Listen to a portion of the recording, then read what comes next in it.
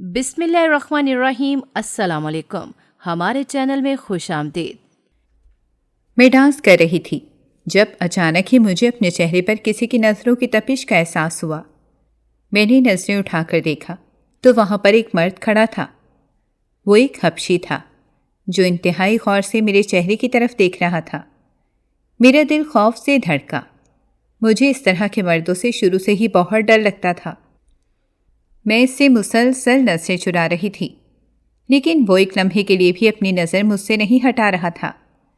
تھوڑی ہی دیر بعد وہ میرے قریب آ کر کھڑا ہو گیا۔ اس نے ایک دم ہی میرا ہاتھ پکڑ لیا۔ میری رہی سہی ہمت بھی ختم ہو گئی۔ میں اس سے اپنا ہاتھ چھڑوانے کی کوشش میں ہلکان ہو رہی تھی کہ اچانک ہی وہاں پر اس ہوٹل کا مالک چلا آیا۔ اس نے حبشی کی طرف انتہائی غصے سے دیکھا اور اسے عربی زبان میں ڈانٹنے لگا۔ حبشی کے چہرے کے تاثرات کو دیکھ کر بالکل بھی نہیں لگ رہا تھا جیسے اسے کوئی فرق پڑ رہا ہو۔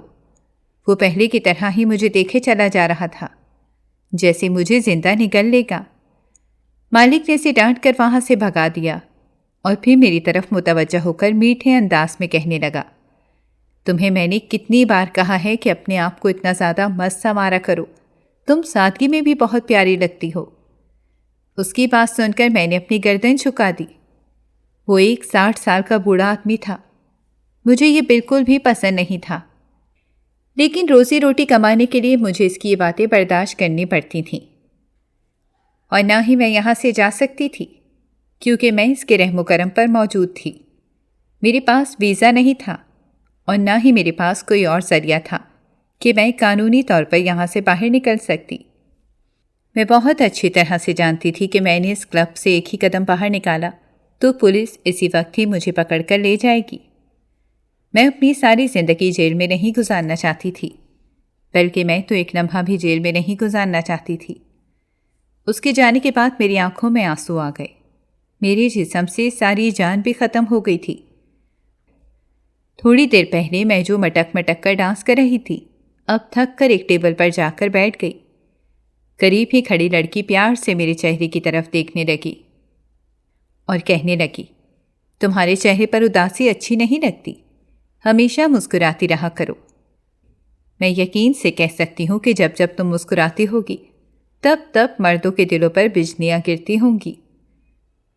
میں کسی کے دل پر بھی بجلی نہیں گرانا چاہتی، بلکہ میں ایک عزت دار زندگی گزارنا چاہتی ہوں۔ میں نے اس لڑکی کی آنکھوں میں دیکھتے ہوئے کہا۔ وہ زور زور سے ہنسنے لگی، یوں لگ رہا تھا جیسے میں نے اسے کوئی لطیفہ سنا دیا ہو۔ پھر وہ مجھے کہنے لگی کہ تم نے کیسے سوچ دیا کہ یہاں سے نکلنے کے بعد تمہیں عزت دار زندگی ملے گی؟ کوئی بھی تمہیں اپنے ساتھ رکھنا پسند نہیں کرے گا۔ تم جیسی لڑکیوں کو صرف اور صرف لوگ دل بہلانے کے لیے استعمال کرتے ہیں۔ کوئی بھی تم جیسی لڑکیوں کو گھر کی زینت نہیں بناتا۔ وہ ذرا آگے ہوئی اور سرگوشی کے انداز میں مجھے کہنے لگی، میں تمہیں ایک نصیحت کرتی ہوں، میری یہ نصیحت ہمیشہ یاد رکھنا، کبھی بھی یہاں پر موجود کسی بھی لڑکے کے ساتھ تصویر نہ بنانا اور نہ ہی اس کے ساتھ کوئی ویڈیو بنانے کی کوشش کرنا، ورنہ اگلے ہی دن تمہاری وہ ویڈیو وائرل ہو جائے گی اور پھر تمہارا چہرہ بھی پوری دنیا کے سامنے آ جائے گا۔ یہ کہہ کر وہ وہاں سے اٹھ کر چلی گئی، جبکہ میں وہیں بیٹھی کی بیٹھی رہ گئی۔ کافی دیر گزر چکی تھی، اب ہوٹل خالی ہونے لگا تھا۔ تمام لوگ یہاں سے جا رہے تھے۔ میں نے دیکھا کہ وہ حبشی اینڈ والی ٹیبل پر بیٹھا ہوا تھا اور ابھی تک مجھے دیکھے چلا جا رہا تھا۔ میں جو سمجھ رہی تھی کہ وہ یہاں سے جا چکا ہے، یہ صرف اور صرف میرا وہم ثابت ہوا۔ اس کے چہرے پر ابھی بھی گہری مسکراہٹ پھیلی ہوئی تھی، یوں لگ رہا تھا جیسے وہ مجھے ایک لمبے عرصے سے جانتا ہو۔ میں نے اسے پہچاننے کی کوشش کی، مگر وہ مجھے یاد نہیں آ رہا تھا۔ وہ ان لوگوں میں سے بھی نہیں تھا جو مجھے یہاں پر لائے تھے۔ جانے یہ کون تھا اور مجھ سے کیا چاہتا تھا؟ وہ یکدم ہی اٹھا اور چھوٹے چھوٹے قدم اٹھاتا میری طرف بڑھنے لگا۔ میں نے خوف زدہ نظروں سے مالک کے کمرے کی طرف دیکھا، جس کا دروازہ بند ہو چکا تھا۔ وہ یقیناً سونے کے لیے جا چکا تھا۔ بار میں صرف اور صرف 2 ویٹرز کھڑے تھے، جن کی حالت بہت بری لگ رہی تھی۔ یوں لگ رہا تھا جیسے تھوڑی ہی دیر بعد وہ نیند کی وجہ سے بے ہوش ہو کر گر جائیں گے، لہٰذا میں ان سے یہ امید نہیں رکھ سکتی تھی کہ اگر میں کسی مشکل میں پھنسی تو یہ لوگ میری مدد کریں گے۔ مجھے جو کچھ بھی کرنا تھا خود ہی کرنا تھا۔ میں وہاں سے اٹھ کر جانے لگی کہ اپنے نام کی پکار پر رک گئی۔ میں نے حیرت سے اس حبشی کے چہرے کی طرف دیکھا۔ پتہ نہیں وہ مجھے کیسے جانتا تھا۔ یہیں پر بیٹھے رہو، میں تم سے کچھ ضروری باتیں کرنی ہیں۔ میں نہ چاہتے ہوئے بھی وہیں پر بیٹھ گئی اور سوالیہ نظروں سے اس کے چہرے کی طرف دیکھنے لگی، جو اب سنجیدگی سے مجھے گھورے چلا جا رہا تھا۔ مجھے لگ رہا تھا جیسے وہ آنکھوں ہی آنکھوں میں مجھے نکل لے گا۔ کافی دیر گزر چکی تھی، لیکن اس نے ابھی تک اپنے منہ سے ایک لفظ بھی ادا نہیں کیا تھا۔ میں نے اس سے کہا کہ یوں خاموشی سے اگر بیٹھے رہنے کا ارادہ ہے تو مجھے بتا دو، میں اپنے کمرے میں چلی جاتی ہوں۔ مجھے اس وقت شدید نیند آئی ہوئی ہے۔ اگر تم مجھے ایک موقع دو تو کیا میں بھی تمہارے ساتھ تمہارے کمرے میں چل سکتا ہوں؟ میں وعدہ کرتا ہوں کہ تمہاری ساری تھکاوٹ بھی دور کر دوں گا اور تمہاری نیند بھی ختم کر دوں گا۔ اس نے کمینگی کی انتہا کر دی تھی۔ میرا بس نہیں چل رہا تھا کہ میں زمین کھود کر اسے زندہ اس زمین کے اندر گاڑ دوں۔ میں نے بڑی مشکل سے تحمل کا مظاہرہ کیا اور وہاں سے اٹھ کھڑی ہوئی۔ اگر پولیس والوں کو پتہ چل جائے کہ تم غیر قانونی طریقے سے یہاں پر رہ رہی ہو تو سوچو تمہارا کیا حال ہوگا۔ حبشی کی بات سن کر میرے قدم زمین پر جم گئے۔ میں اندازہ نہیں لگا سکتی تھی کہ اسے میری اس حقیقت کے بارے میں پتہ ہوگا۔ یہ تو میرا وہ سچ تھا جس سے میں اکثر خود بھی نظریں چراتی تھی۔ میں نے حیرت سے اس کے چہرے کی طرف دیکھا۔ میں نے اسے پوچھا کہ تمہیں اس بارے میں کیسے پتہ؟ وہ کھل کر مسکرانے لگا اور کہنے لگا، مجھے تو اور بھی بہت ساری چیزوں کے بارے میں پتہ ہے۔ تم میرے ساتھ بیٹھو، تفصیل سے بات ہوگی۔ اب دوبارہ یہاں سے اٹھنے کی کوشش مت کرنا، ورنہ تم بہت ضروری معلومات نہیں جان پاؤ گی۔ میں نہ چاہتے ہوئے بھی دوبارہ اس کے پاس ہی بیٹھ گئی۔ تو بی تم پاکستان سے تقریباً 4 مہینے پہلے یہاں پر آئی ہو۔ تم ٹھیک کہہ رہے ہو، لیکن مجھے بتاؤ تو صحیح کہ تمہیں اس بارے میں کیسے پتہ ہے اور تم مجھے کیسے جانتے ہو؟ پہلے میری بات سنو اور پھر اس کے بعد ہی تمہارے سوالات کے جواب دوں گا۔ تمہیں تمہارے بھائی نے بیچ دیا تھا۔ اس نے تمہیں مہنگے داموں بیچا تھا، لیکن شیخ نے اسے دھوکہ دے دیا اور اسے پیسے دیے بغیر ہی تمہیں لے کر یہاں آ گیا۔ ماضی کے تلخ واقعات دوبارہ سے میری نظروں کے سامنے گھومنے لگے۔ میرا بس نہیں چل رہا تھا کہ میں اس شیخ کا حشر نشر کر دوں جس میں میرے ساتھ اتنی بڑی زیادتی کرتی تھی۔ میرے چہرے پر غصے کے تاثرات دیکھ کر وہ حبشی بھی مطمئن ہو گیا اور مجھے کہنے لگا کہ اگر تم میرا ساتھ دو تو ہم دونوں مل کر شیخ سے بدلہ لے سکتے ہیں۔ میں نے اس سے تیزی سے پوچھا کہ یہ کیسے ممکن ہو سکتا ہے؟ وہ مسکرانے لگا کہ سب کچھ ہی ممکن ہے، بس تم میرا ساتھ دینے کا وعدہ کرو اور مجھے یہ بھی یقین دلاؤ کہ تم بیچ راستے میں میرا ساتھ نہیں چھوڑو گی۔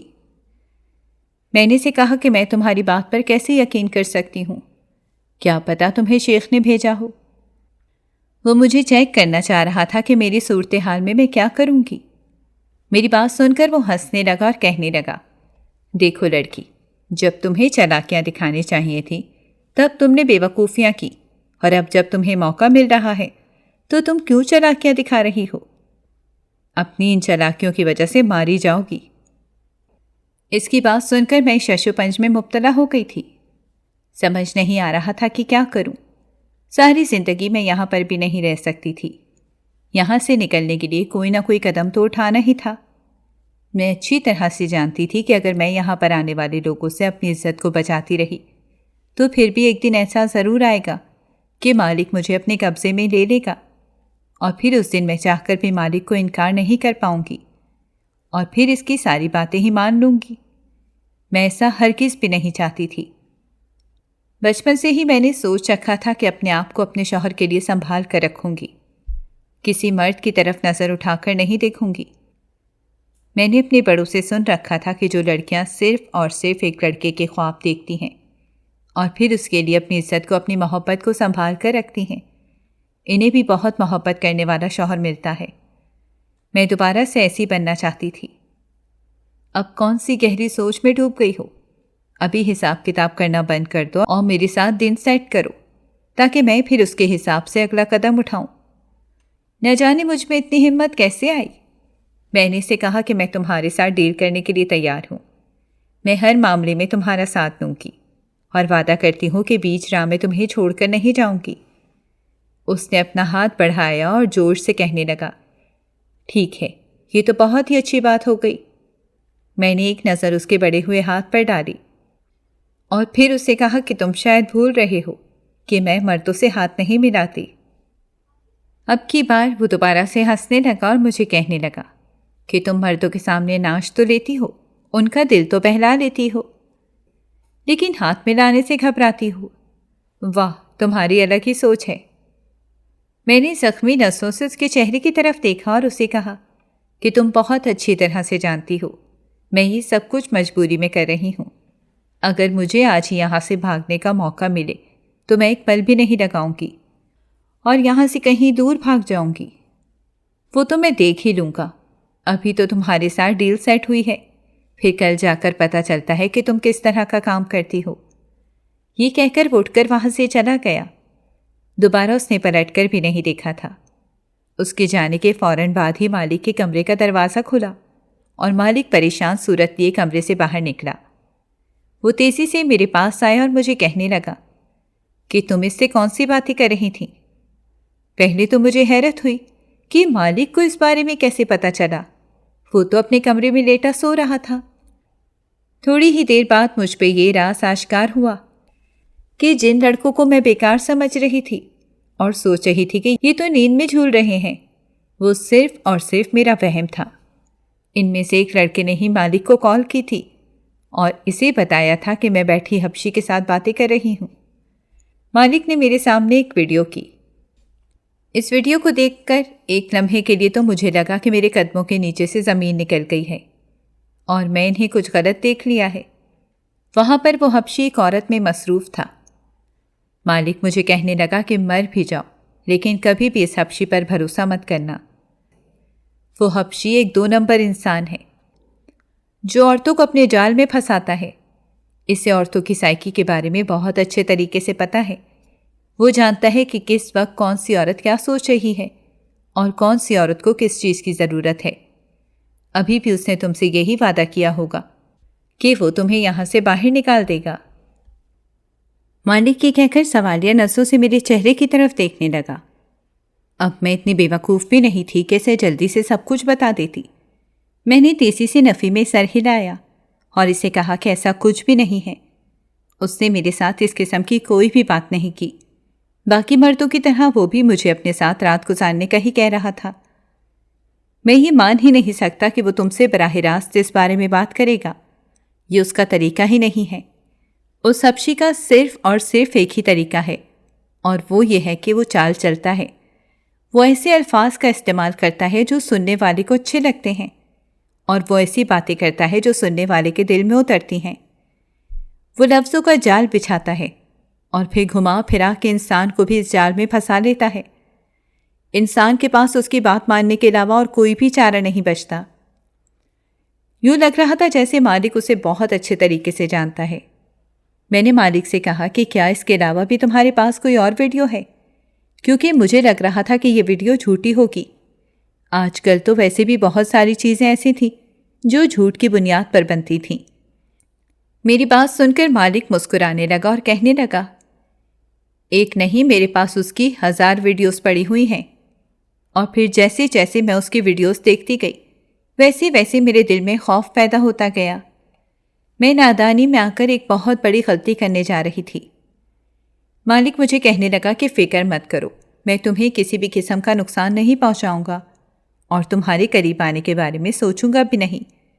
میں بس تمہیں پسند کرتا ہوں اور اپنی پسند پر میرا کوئی اختیار نہیں ہے۔ ویسے بھی انسان زندگی کے جس بھی مرحلے میں خوبصورت چہرہ سے نظر آ جائے تو انسان خوبصورت چہرے کا دیوانہ ہو جاتا ہے۔ مجھے بھی بس تمہارا یہ خوبصورت چہرہ بہت پسند ہے۔ اس سے آگے میں نے کبھی بھی تمہارے بارے میں نہیں سوچا۔ وہ مجھے تسلیاں دے رہا تھا اور دلاسے دے رہا تھا۔ اس کے ساتھ ساتھ وہ مجھے یہ بھی یقین دلا رہا تھا کہ وہ میرے ساتھ کبھی بھی زبردستی نہیں کرے گا۔ مجھے بھی اس وقت صرف اور صرف انہی الفاظ کو سننے کی ضرورت تھی۔ میں نے خاموشی سے گردن جھکا دی اور اسے کہا کہ فکر مت کرو، میں اس حبشی کی باتوں پر یقین نہیں کروں گی اور تمہیں میں کبھی بھی دھوکہ نہیں دوں گی۔ میں نے اسے کہا کہ اب میں بہت زیادہ تھک گئی ہوں، میں اپنے کمرے میں جا کر آرام کرنا چاہتی ہوں۔ میں نے اس سے اجازت دی اور اپنے کمرے میں واپس چلی آئی۔ میری آنکھوں سے تیزی سے آنسو بہہ رہے تھے۔ یہ اندازہ لگانا میرے لیے مشکل ہو رہا تھا کہ کون سا شخص میرے لیے مخلص ہے اور کون سا شخص میرے لیے زہریلا ہے۔ مجھے اس وقت اپنے بھائی سے بہت زیادہ نفرت محسوس ہو رہی تھی، جس کی وجہ سے میں اتنی بڑی مشکل میں پھنس گئی تھی۔ میرا بس نہیں چل رہا تھا کہ اپنے بھائی کو تباہ و برباد کر دوں، جس نے میری زندگی برباد کرنے سے پہلے ایک بار بھی نہیں سوچا تھا۔ اس نے ایک بار بھی اس بات پر غور نہیں کی تھی کہ میں اپنے والدین کی بہت لاڈلی بیٹی تھی۔ میری ہر خواہش ہی میرے منہ سے نکلنے سے پہلے پوری ہو جاتی تھی۔ میرا باپ مجھے اپنی پلکوں پر بٹھا کر رکھتا تھا اور میری ماں مجھ سے گھر کے کام نہیں کرواتی تھی۔ کہیں ایسا نہ ہو میرے ہاتھ خراب ہو جائیں، لیکن میرے بھائی نے اس سب چیزوں کو بالکل نظر انداز کر دیا۔ اسے صرف اور صرف میری صورت میں پیسے نظر آ رہے تھے اور وہ اس وقت بہت زیادہ امیر ہونا چاہتا تھا۔ اپنی محبت کو حاصل کرنے کے چکر میں اس نے مجھے کہیں کا بھی نہیں چھوڑا تھا۔ وہ پوری رات میں اپنے ماضی کے بارے میں سوچتی رہی اور روتی رہی۔ صبح کے وقت میری آنکھ ایک شور کی آواز پر کھلی۔ میں تیزی سے کمرے سے باہر نکلی تو دیکھا وہاں پر حبشی کھڑا تھا۔ وہ انتہائی غصے سے مالک کی طرف دیکھ رہا تھا اور پھر میرے دیکھتے ہی دیکھتے وہ مالک پر جھپٹا اور اسے مارنے لگا۔ میں یہ دیکھ کر بہت زیادہ پریشان ہو گئی۔ ہوٹل میں موجود باقی تمام لوگ بھی باہر آ گئے تھے اور خاموش تماشائی بنے یہ منظر دیکھ رہے تھے۔ کسی نے بھی اتنی ہمت نہیں کی تھی کہ وہ اس حبشی کے پاس جا سکے اور اسے روک سکے۔ حبشی مسلسل عربی زبان میں مالک کو کچھ کہہ رہا تھا۔ مجھے اس کی باتوں کی بالکل بھی سمجھ نہیں آ رہی تھی، لیکن میں اتنا جانتی تھی کہ وہ مالک کو دھمکیاں دے رہا تھا۔ میں اونچی آواز میں چلائی اور اسے کہا کہ خدا کے لیے بس کر جاؤ، یہیں پر ہی رک جاؤ۔ وہ اپنی جگہ پر تھم گیا اور حیرت سے میرے چہرے کی طرف دیکھنے لگا۔ وہ تیزی سے میرے پاس آیا اور مجھے بازو سے پکڑتے ہوئے کہنے لگا، تمہیں میں نے خاموش رہنے کا کہا تھا، تم سے میں نے کہا تھا کہ اس بارے میں مالک کو نہیں پتہ چلنا چاہیے۔ وہ سرگوشی نما انداز میں مجھ سے بات کر رہا تھا۔ میں نے اپنا بازو اس کے ہاتھ سے چھڑوانے کی کوشش کی، لیکن اس کی گرفت بہت مضبوط تھی۔ تکلیف کی وجہ سے میری آنکھوں میں آنسو آ گئے۔ آنسوؤں کو دیکھ کر اس نے یکدم ہی میرے بازو چھوڑ دی اور مجھ سے معذرت کرتے ہوئے کہنے لگا، میرا مقصد تمہیں تکلیف پہنچانا نہیں تھا، میں صرف اور صرف تم سے اپنا جواب مانگنے کے لیے آیا ہوں۔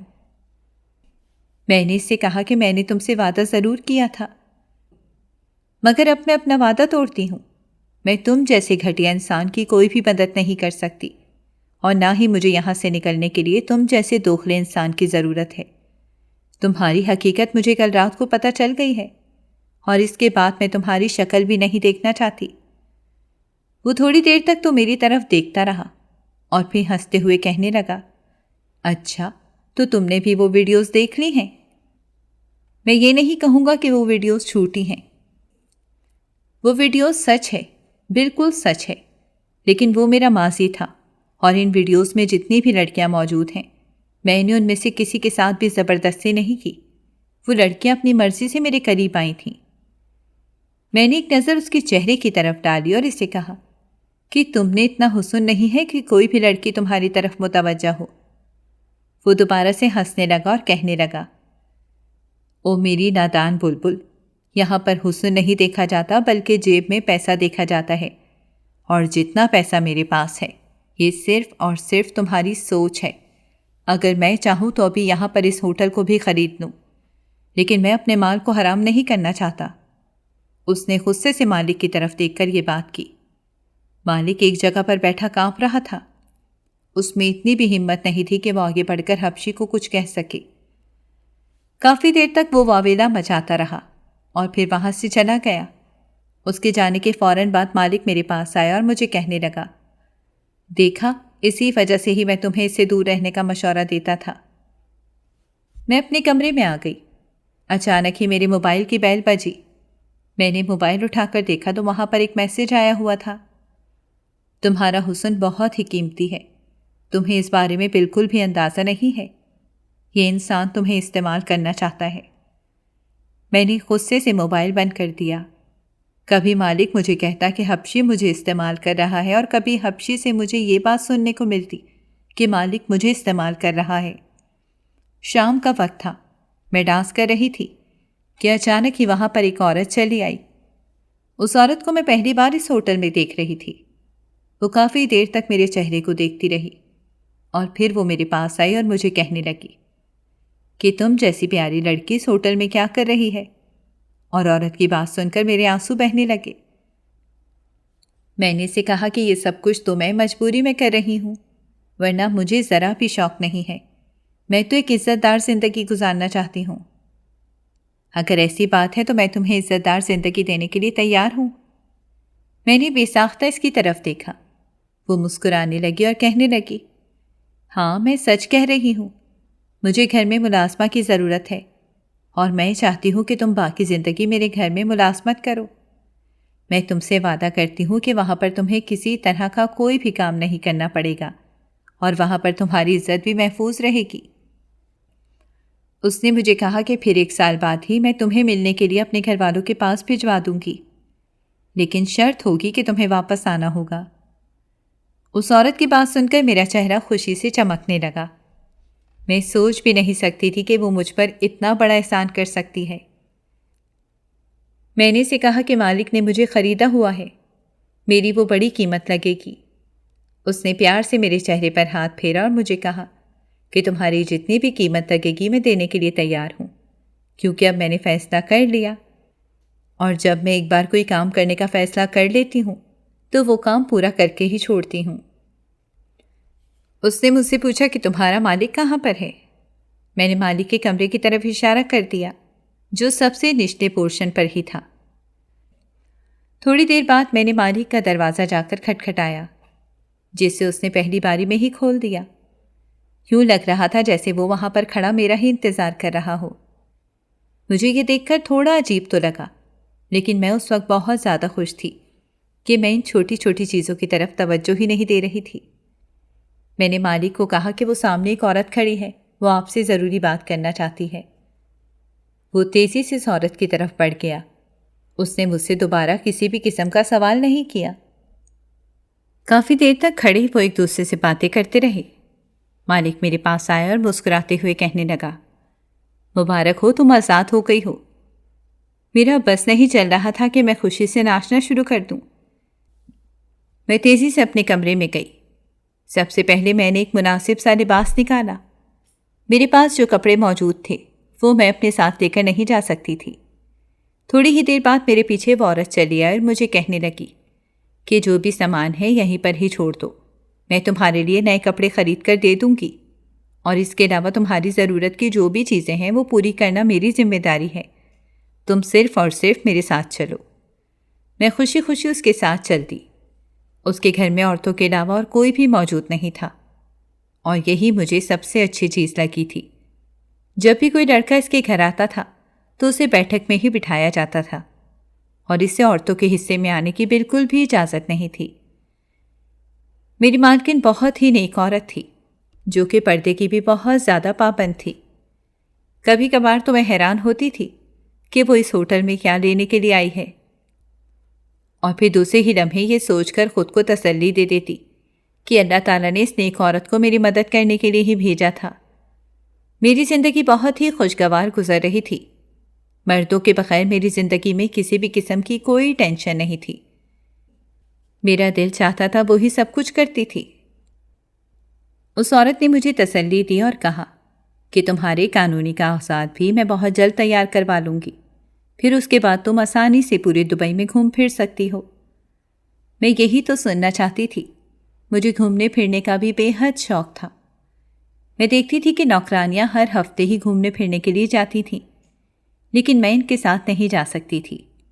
جب وہ واپس لوٹتی تھیں تو مجھے مختلف تصویریں دکھاتی تھیں، اور اس کے علاوہ وہ قیمتی چیزیں بھی دکھاتی تھیں جو وہ خرید کر لاتی تھیں۔ ایک دن نوکرانی ایک نیکلس لے کر آئی۔ جب اس نے مجھے اس نیکلس کی قیمت بتائی تو میرا منہ حیرت سے کھلے کا کھلا رہ گیا۔ میں سوچ بھی نہیں سکتی تھی کہ یہ نیکلس اتنا قیمتی ہو سکتا ہے۔ اس نے وہ نیکلس 20,000 درہم میں لیا تھا، جبکہ اس کی تنخواہ صرف اور صرف 1,000 درہم تھی، اور اسے یہاں پر کام کرتے ہوئے بھی صرف 1 ہی مہینہ گزرا تھا۔ میں سوچ رہی تھی کہ 1 مہینے کے اندر ہی اندر اس نے کیسے اتنی زیادہ ترقی کر لی۔ جب میں نے اسے اس بارے میں پوچھا تو وہ آنکھ مارتے ہوئے مجھے کہنے لگی کہ اس طرح کے سوالات نہیں کیے جاتے، اگلے کو برا بھی لگ سکتا ہے۔ وہ میرے قریب ہی بیٹھ گئی اور مجھے کہنے لگی، بہت جلد ہی مالکن بھی تمہیں ایسا نیکلس دلا دیں گی۔ میں نے اسے پوچھا کہ کیا یہ نیکلس تمہیں مالکہ نے لے کر دیا ہے؟ تو اس نے تیزی سے نفی میں سر ہلایا اور مجھے کہا، نہیں، لیکن اس کی وجہ سے ہی میں یہ نیکلس لینے میں کامیاب ہوئی ہوں۔ مجھے اس کی باتوں کی سمجھ نہیں آ رہی تھی۔ وہ بہت ہی عجیب انداز میں بول رہی تھی۔ وہ ہنستے وہاں سے اٹھ گئی، جبکہ میں وہیں بیٹھی اس کی باتوں کو ہی سوچنے لگی۔ کافی دیر گزر چکی تھی۔ آج گھر میں دعوت کی تیاری ہو رہی تھی۔ کچھ ضروری مہمان آ رہے تھے۔ مالکن نے مجھے بہت ہی اچھے طریقے سے تیار ہونے کے لیے کہا تھا۔ میں نے اسے حیرانگی سے پوچھا تھا کہ اس دعوت میں میرا کیا کام ہے؟ مالکن نے مجھے مسکراتے ہوئے جواب دیا تھا کہ اس دعوت میں تمہارا ہی تو کام ہے، تمہاری وجہ سے تو یہ اتنی بڑی دعوت رکھی جا رہی ہے۔ میرا دل تیزی سے دھڑک رہا تھا۔ مجھے شدت سے کچھ غلط ہونے کا احساس ہو رہا تھا۔ دل چاہ رہا تھا کہ یہاں سے بھی کہیں دور بھاگ جاؤں۔ یہاں سے بھاگ بھی نہیں سکتی تھی۔ اتنا تو میں جانتی تھی کہ اگر میں نے یہاں سے بھاگنے کی کوشش کی تو میرا ٹھکانہ ہمیشہ ہمیشہ کے لیے جیل ہوگا۔ اس بارے میں مجھے پہلے ہی دن مالک نے بتا دیا تھا، اور یہ بات میرے ذہن میں فٹ آ گئی تھی۔ مجھے بہت ہی خوبصورتی سے تیار کیا گیا۔ جب میں نے ایک نظر خود کو شیشے میں دیکھا تو میں دیکھتی ہی رہ گئی۔ میں سوچ بھی نہیں سکتی تھی کہ میں اس قدر حسین ہو سکتی ہوں۔ وہ عورت مجھے مسکراتے ہوئے کہنے لگی کہ تم خود ہی مجھے بتاؤ، اس قدر حسین لڑکی کا کوئی کیسے دیوانہ نہیں ہو سکتا، اور تمہارے پیچھے تو ایک پوری دنیا مرتی ہے۔ میں نے اس سے پوچھا کہ تم کس دنیا کی بات کر رہی ہو؟ اس نے مسکراتے ہوئے میرے کانوں میں سرگوشی کی کہ ابھی تھوڑی ہی دیر بعد وہ دنیا تمہارے سامنے آ جائے گی، اور تھوڑی ہی دیر بعد تمہاری دنیا بھی بالکل تبدیل ہو جائے گی۔ پھر تم ہم جیسے چھوٹے موٹے لوگوں کو کہاں منہ لگانا پسند کرو گی؟ اس کی باتیں مجھے بہت زیادہ پریشان کر رہی تھیں۔ میں نے اسے کہا کہ آپ کی باتیں سن کر مجھے ڈر لگ رہا ہے۔ وہ ہنسنے لگی اور کہنے لگی کہ صرف باتیں سن کر ہی تم اتنی زیادہ خوفزدہ ہو گئی ہو، جب تم پر وہ سب کچھ بیتے گی تب تمہارا کیا حال ہوگا؟ مجھے تو یہ سوچ کر ہی بہت زیادہ مزہ آ رہا ہے۔ یہ کہہ کر اس نے میرا ہاتھ پکڑا اور مجھے باہر لے گئی۔ اس نے مجھے سر جھکانے کے لیے کہا تھا، اور اس نے مجھے گھونگھٹ کی اوٹ میں چھپایا ہوا تھا۔ ایک لمحے کے لیے تو مجھے لگا کہ جیسے میرا نکاح ہونے جا رہا ہے، لیکن میں نے جب وہاں پر بیٹھے ہوئے مردوں کی باتیں اور ان کی ہنسیاں سنی تو دوسرے ہی لمحے میری یہ غلط فہمی بھی دور ہو گئی، کیونکہ اگر میرا نکاح ہونے والا ہوتا تو یہاں پر عورتیں بھی موجود ہوتیں، مگر صرف اور صرف مرد ہی تھے۔ اور خیر، ان سب مردوں سے تو میں نکاح کرنے سے رہی۔ وہ عورت اونچی آواز میں چلانے لگی کہ جس لمحے کا آپ کو انتظار تھا وہ لمحہ آپ کے سامنے آ گیا ہے۔ آپ سب کے انتظار کی گھڑیاں ختم ہو گئی ہیں، اور آپ سب کی خواہشات پوری ہونے جا رہی ہیں۔ آپ میں سے صرف اسی شخص کو ہی موقع دیا جائے گا جو کہ ہماری بات ماننے میں پہل کرے گا۔ اگر کسی سے ذرا بھی دیر ہو گئی تو سمجھ جائیں کہ اس نے موقع گنوا دیا ہے۔ اور میں یہ بات تو یقین سے کہہ سکتی ہوں کہ یہاں پر بیٹھا کوئی بھی شخص یہ موقع نہیں گنوانا چاہے گا۔ اس نے میرے چہرے سے کپڑا ہٹایا۔ اب میں وہاں پر بیٹھے ہوئے سب لوگوں کو دیکھ سکتی تھی۔ جب میری نظر اس دعوت میں آئے ہوئے مخصوص مرد پر پڑی تو مجھے لگا کہ میرے قدموں کے نیچے سے زمین نکل گئی ہے۔ وہ کوئی اور نہیں بلکہ تقریباً 1 سال پہلے میں بہت ہی اطمینان سے اپنے گھر والوں کے ساتھ زندگی گزار رہی تھی۔ گھر والے مجھ سے بہت محبت کرتے تھے۔ میں اپنے 4 بھائیوں کی اکلوتی بہن تھی، لیکن میرا سب سے بڑا بھائی مجھ سے نفرت کرتا تھا۔ میں نہیں جانتی تھی کہ اس کی نفرت کی کیا وجہ ہے۔ بچپن سے ہی وہ مجھ سے خار کھاتا تھا۔ اس نے کبھی بھی مجھ سے پیار سے بات نہیں کی تھی۔ میرے والدین میرے لیے جو بھی کھلونا لاتے تھے وہ ان کھلونوں کو بھی توڑ دیتا تھا، یہاں تک کہ میری گڑیا کو بھی وہ ہمیشہ ہی برباد کر دیتا تھا۔ میں روتی تھی، پیٹتی تھی، چلاتی تھی۔ ابا میری وجہ سے اسے بہت زیادہ مارتے تھے، لیکن وہ سنبھلنے کے بجائے مزید خراب ہوتا چلا جا رہا تھا۔ پہلے تو وہ صرف میری چیزوں کو تباہ کرتا تھا، اب اس نے مجھے بھی مارنا شروع کر دیا تھا۔ جب بھی اسے موقع ملتا تو وہ مجھے پیٹنا شروع کر دیتا تھا۔ وہ مجھے کہتا تھا کہ مجھے تم سے بہت نفرت ہے اور میری ماں کی زندگی بھی تمہاری وجہ سے برباد ہو گئی ہے۔ میں روتی تھی، پیٹتی تھی، اپنی اماں سے جا کر پوچھتی تھی کہ میں نے ایسا کیا کیا ہے جو اس کی ماں کی زندگی برباد ہو گئی۔ میری اماں مجھے اپنے سینے سے لگا لیتی اور کہتی کہ کچھ بھی نہیں کیا تو نے، تو بے قصور ہے۔ جیسے جیسے میں بڑی ہوتی گئی تب مجھ پر یہ راز آشکار ہوا کہ میرے ابا نے 2 شادیاں کی ہوئی تھیں اور دونوں بیویوں کو ایک ساتھ رکھا ہوا تھا۔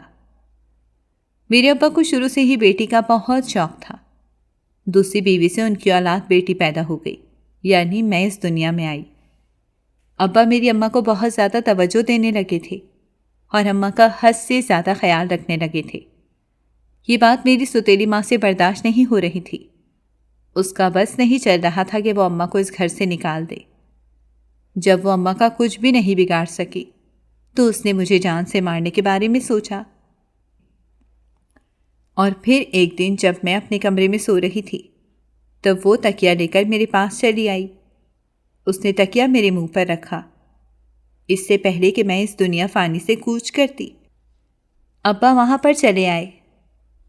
ابا سے یہ سب کچھ برداشت نہیں ہوا اور انہوں نے وہیں کھڑے کھڑے اپنی بیوی کو طلاق دے دی۔ میری سوتیلی ماں یہاں سے چلی تو گئی تھی، لیکن اس نے میرے بڑے بھائی کے کان بھرنے نہیں چھوڑے تھے۔ وہ اس کے دل میں میرے لیے نفرت ڈالتی رہتی تھی، جس کی وجہ سے میرا بھائی مجھے تکلیفیں پہنچاتا تھا۔ میں نے اپنے بھائی سے تعلقات بہتر بنانے کی کوشش کی، لیکن کوئی بھی فائدہ نہ ہوا۔ وقت تیزی سے گزرتا گیا اور میں جوان ہو گئی۔ جوانی کی دہلیز پر قدم رکھا تو رشتے آنا شروع ہو گئے۔ میں بہت زیادہ خوبصورت تھی۔ جو لڑکا مجھے ایک بار دیکھتا تھا وہ میرا دیوانہ ہو جاتا تھا۔ میرے بھائی کو میری خوبصورتی سے بہت نفرت تھی۔ ایک بار تو اس نے میرا چہرہ برباد کرنے کی بھی کوشش کی تھی، لیکن میں اللہ تعالیٰ کے کرم سے بچ گئی تھی۔ کچھ ہی عرصے کے بعد اماں ابا کا ایک ایکسیڈنٹ میں انتقال ہو گیا، اور پھر اس کے بعد کیا تھا؟ اس کے بعد میں بھائی کی عتاب کا نشانہ بننے لگی۔ تب مجھے پتہ چلا کہ بھائی غیر قانونی سرگرمیوں میں ملوث ہے اور لڑکیوں کو بھی دوسرے ملک میں اسمگل کرتا ہے۔ میں نے بھائی کو دھمکی دی اور اسے کہا کہ میں پولیس میں تمہاری رپورٹ کروا دوں گی۔ اس دن وہ مجھے دوبارہ سے مارنے کے لیے دوڑا تھا، لیکن پھر رک گیا اور میرے سامنے ہاتھ جوڑ کر معافی مانگتے ہوئے کہنے لگا، مجھے معاف کر دو، میں دوبارہ اس طرح کی غلطی نہیں کروں گا۔ میں وعدہ کرتا ہوں کہ میں یہ کام چھوڑ دوں گا۔ مجھے لگا کہ وہ سچ مجھ میں سدھر گیا ہے۔ اس کا رویہ بھی میرے ساتھ ٹھیک ہو گیا تھا، مگر میں نہیں جانتی تھی کہ وہ دل ہی دل میں ایک بہت بڑا منصوبہ بنا رہا ہے۔ میرے باقی بھائیوں کو بھی میرے بڑے بھائی نے مجھ سے بزدل کر دیا تھا، اور اب وہ پہلے کی طرح مجھ پر توجہ نہیں دیتے تھے اور نہ ہی میرا خیال رکھتے تھے۔ اب صرف بڑا بھائی ہی تھا جو میرے ساتھ ساتھ رہتا تھا۔ ایک دن یہ مجھے گھمانے کے چکر میں بیچنے کے لیے چلا گیا۔ اس نے دبئی کے ایک شیخ سے رابطہ کیا تھا، لیکن دبئی کے شیخ نے اس کے ساتھ چالاکی کی اور اسے یہ کہہ کر وہاں سے بھیج دیا کہ وہ پیسے دبئی جا کر ہی اسے بھیجے گا۔ میرے بھائی نے بھی اس کی بات پر یقین کر لیا۔ دبئی جا کر شیخ مکر گیا، کیونکہ یہ غیر قانونی کام تھا اور میرا بھائی اتنا ماہر بھی نہیں تھا، اسی وجہ سے وہ اس کا کچھ بھی نہیں بگاڑ سکتا تھا۔ مگر میرے بھائی کی بے وقوفی کی وجہ سے میری زندگی برباد ہو گئی تھی۔ جب میں نے ایک بار وہاں سے بھاگنے کی کوشش کی تھی تب میرا سامنا ایک لڑکے سے ہوا تھا۔ اس لڑکے نے ماسک پہن رکھا تھا اور اس کا رنگ بھی سیاہ تھا۔ مجھے تب صرف اور صرف مدد چاہیے تھی۔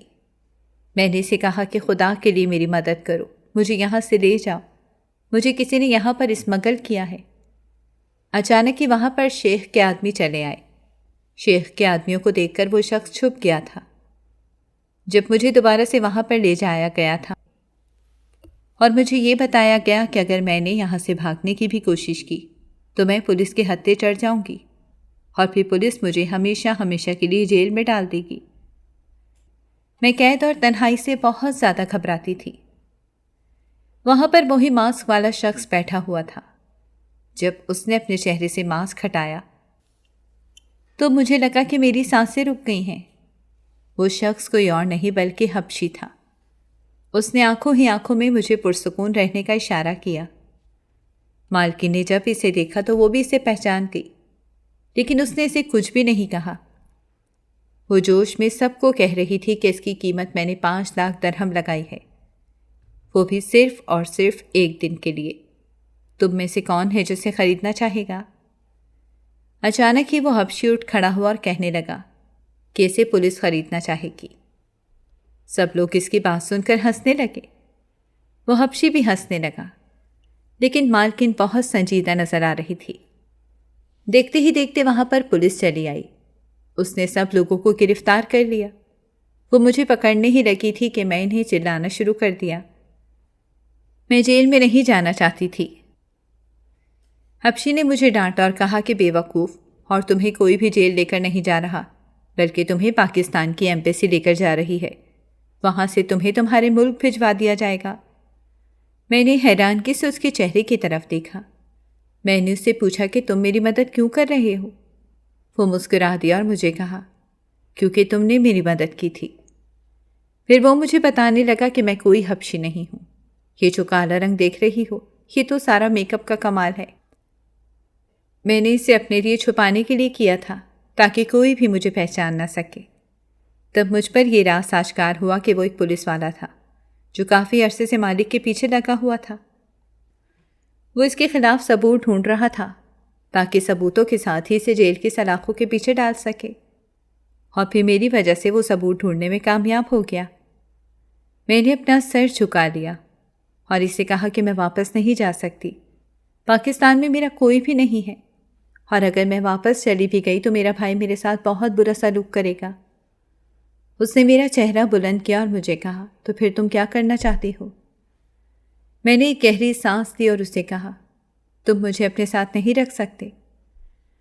وہ آنکھیں چھوٹی چھوٹی کر کے مجھے دیکھنے لگا۔ دیکھو، میں کسی غلط مقصد سے نہیں کہہ رہی، میں صرف اور صرف نوکری۔ ٹھیک ہے، میں تم سے نکاح کرنے کے لیے تیار ہوں۔ میری بات پوری ہونے سے پہلے ہی وہ بول پڑا۔ میں نے بے یقینی سے اس کے چہرے کی طرف دیکھا، لیکن اس کے چہرے پر مسکراہٹ پھیلی ہوئی تھی۔ اس نے مجھے کہا کہ جب پہلی ہی نظر دیکھا تھا تمہیں تبھی تمہارا دیوانہ ہو گیا تھا۔ اب اتنی خوبصورت بیوی مل رہی ہے تو کیسے میں انکار کر سکتا ہوں؟ چند ہی دنوں کے بعد میں نے اس شخص سے نکاح کر لیا۔ اب میں اس کے ساتھ ایک پرسکون زندگی گزار رہی ہوں اور قانونی طریقے سے دبئی میں رہ رہی ہوں۔ ناظرین، اگر آپ کو ہماری کہانی اچھی لگی ہے تو ویڈیو کو لائک کریں، شیئر کریں اور ہمارے چینل کو سبسکرائب کریں۔ اگلی ویڈیو تک اجازت دیں۔ اللہ حافظ۔